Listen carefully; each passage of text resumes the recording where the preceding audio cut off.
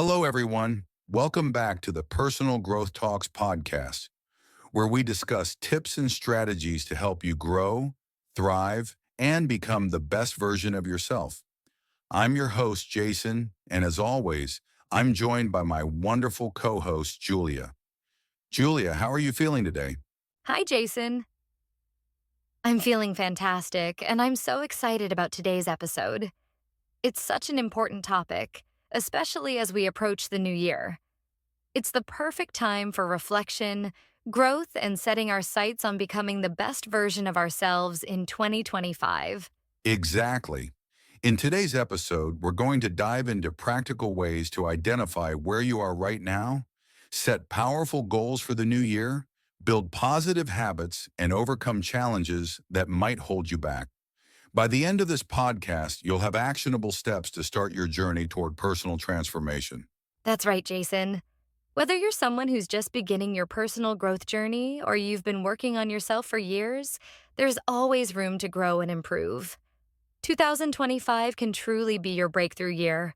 So, grab a notebook, settle in, and let's get started. Let's kick things off by talking about where it all begins, understanding yourself and identifying your starting point. All right, Julia, before we can talk about setting goals and building habits, let's start with the most important step, figuring out where you are right now. Why do you think self-awareness is so crucial for personal growth? It's absolutely essential, Jason. If you don't know your starting point, how can you map out the journey to where you want to be? Self awareness helps you understand your strengths, weaknesses, and the areas in your life that need improvement. It's like the foundation of a house. Without it, nothing else can stand strong. That's a great analogy.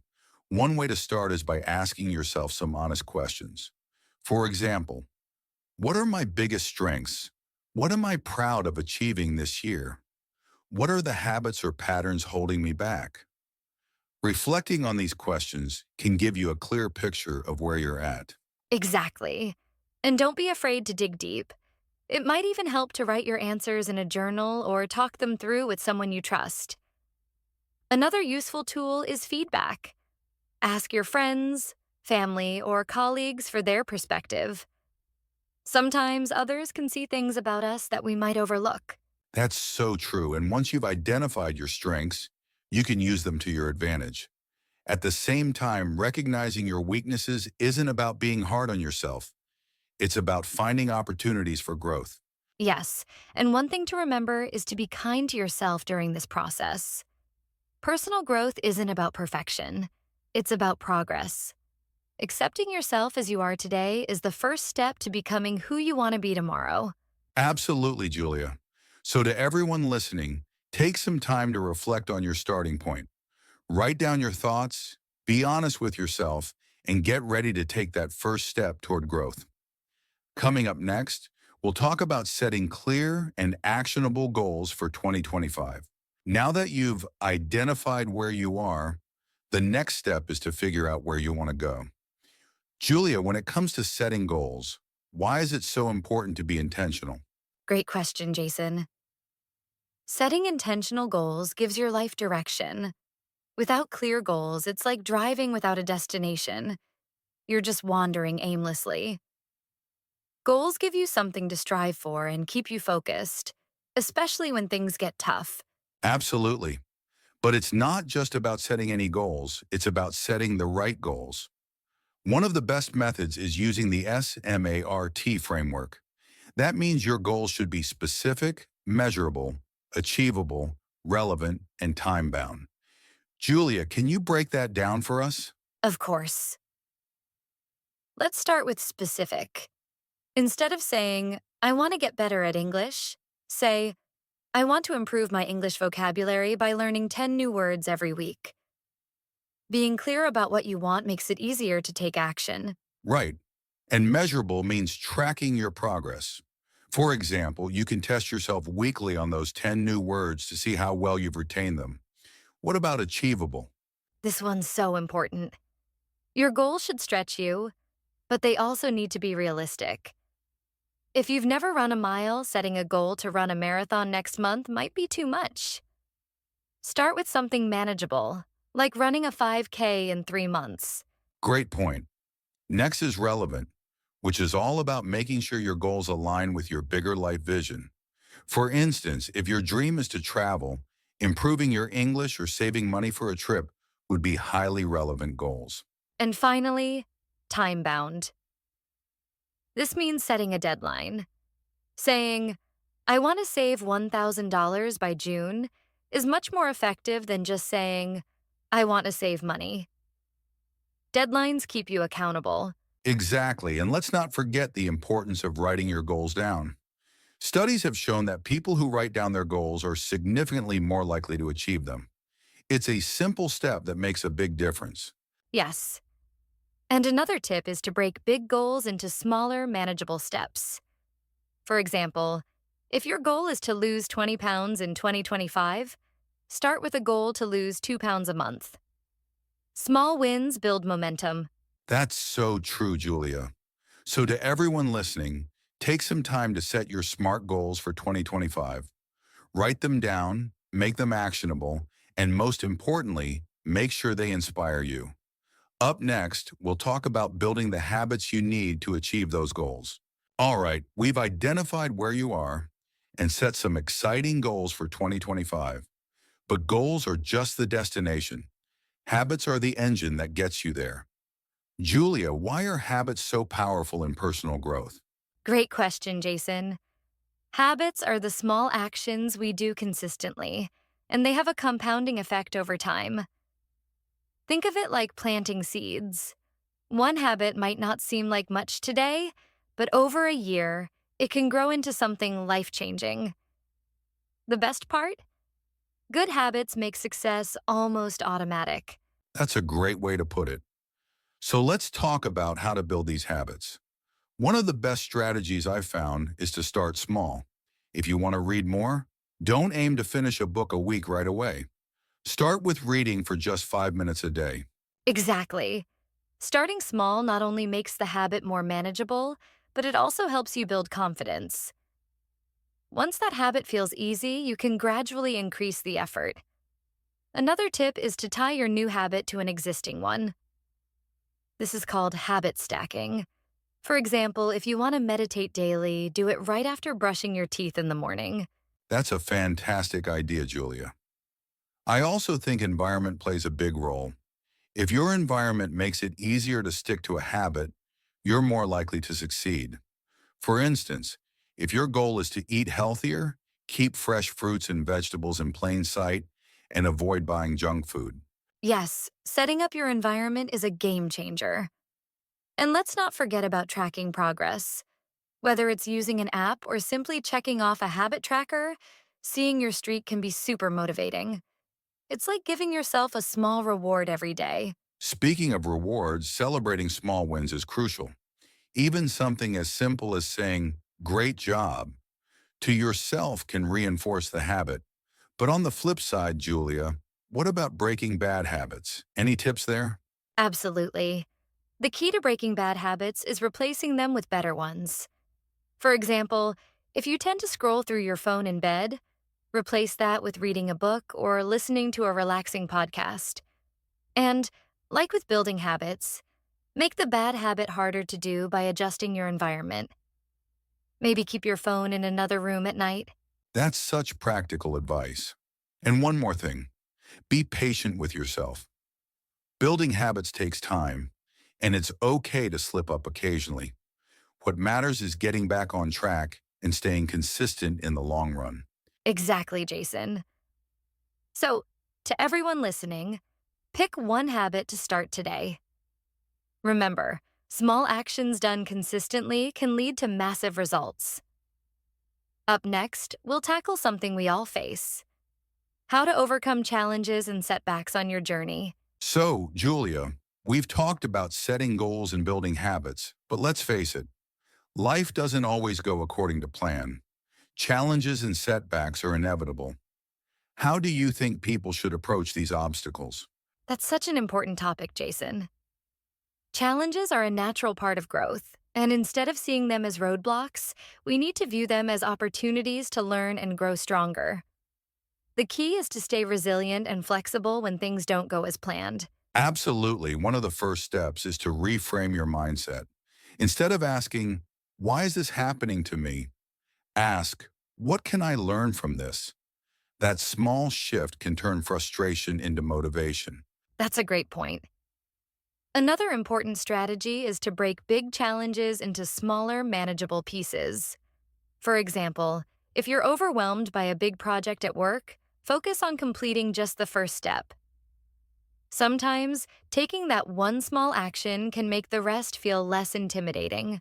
Yes, and I'd add that leaning on a support system is crucial. Whether it's friends, family, or a mentor, talking about your challenges can give you fresh perspectives and encouragement. You don't have to face everything alone. Exactly. And let's not forget self care. When we're stressed or overwhelmed, it's easy to neglect our well being, but that's when we need it most. Simple things like getting enough sleep, eating well, and taking breaks can make a huge difference in how we handle challenges. That's so true. I also think it's important to celebrate progress, even when it's small. For example, if you're learning a new skill and hit a plateau, remind yourself how far you've come instead of focusing on how far you still have to go. Yes. And another tip is to keep your why in mind. Remembering the bigger purpose behind your goals can help you push through tough times. For instance, if you're working hard to improve your English, think about how it will open up new opportunities for you in the future. Exactly, Julia. And sometimes it's okay to step back and take a break. Challenges can feel overwhelming if you try to push through without rest. Taking a moment to recharge can give you the clarity and energy you need to tackle them more effectively. Absolutely. And to everyone listening, remember, challenges are part of the journey. They don't define your progress unless you let them stop you. Every time you overcome a challenge, you become a stronger, more resilient version of yourself. Well said, Julia.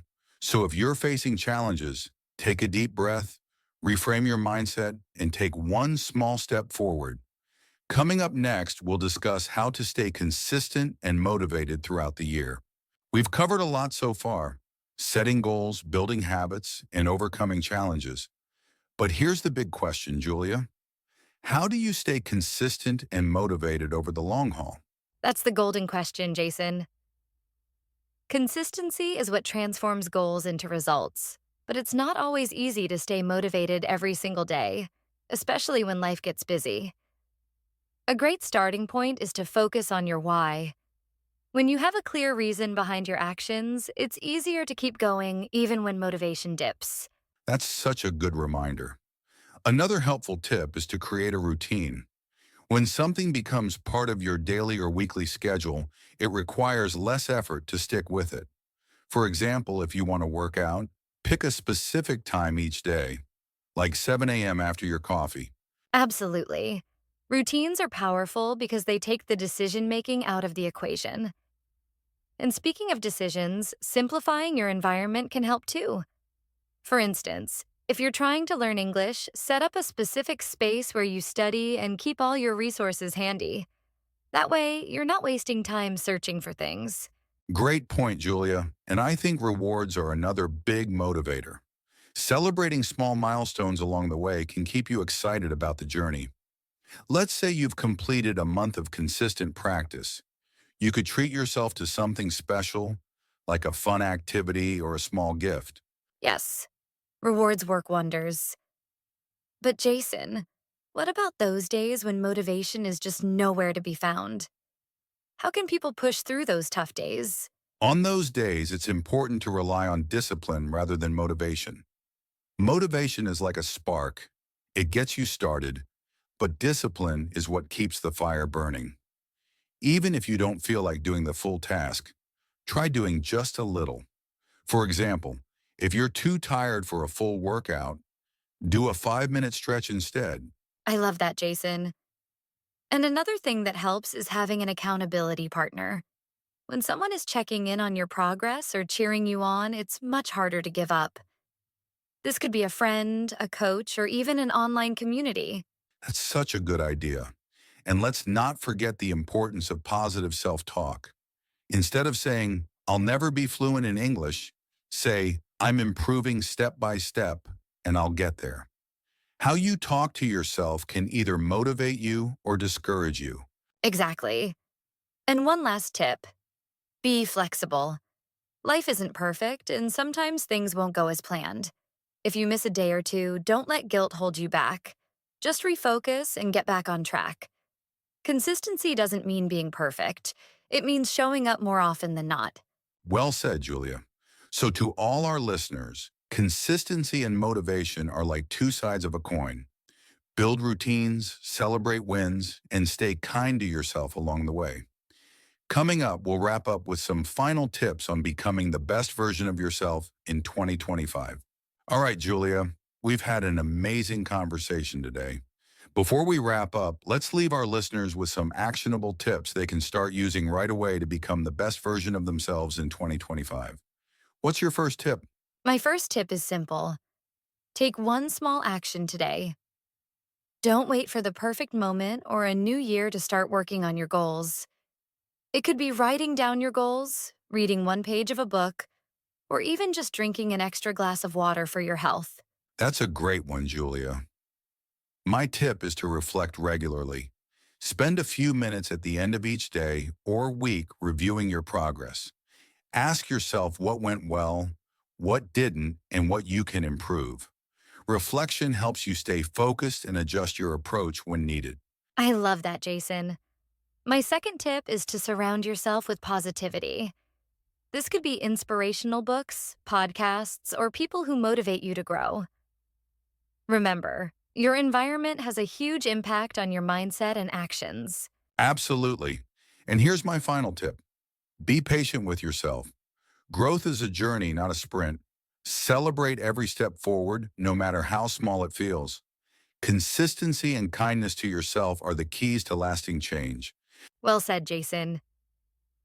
So, to everyone listening, take these tips and start applying them one step at a time. The best version of yourself isn't created overnight. It's built through small, consistent actions over time. Exactly. And remember, 2025 is your year to shine. Thank you so much for joining us today. We hope you found this episode helpful and inspiring. Don't forget to subscribe to the channel and share this podcast with anyone who might need a little extra motivation. Yes, and let us know in the comments what action you're taking today to start your journey. Until next time, stay positive and keep growing. Take care, and we'll see you in the next episode. Thank you so much for spending your time with us today. We truly hope this episode has inspired you to take meaningful steps toward becoming the best version of yourself in 2025. Remember, growth doesn't happen all at once. It's a journey of small, consistent actions. Every step you take brings you closer to your goals, so don't be afraid to start today. If you enjoyed this podcast, please give it a like, subscribe to our channel, and share it with someone who might benefit from these tips. And we'd love to hear from you. What's one thing you're doing to improve yourself this year? Let us know in the comments below. We're here to cheer you on. That's all for today. Stay motivated, keep learning, and remember, you have what it takes to make 2025 your best year yet. Take care, and we'll see you next time on the Personal Growth Talks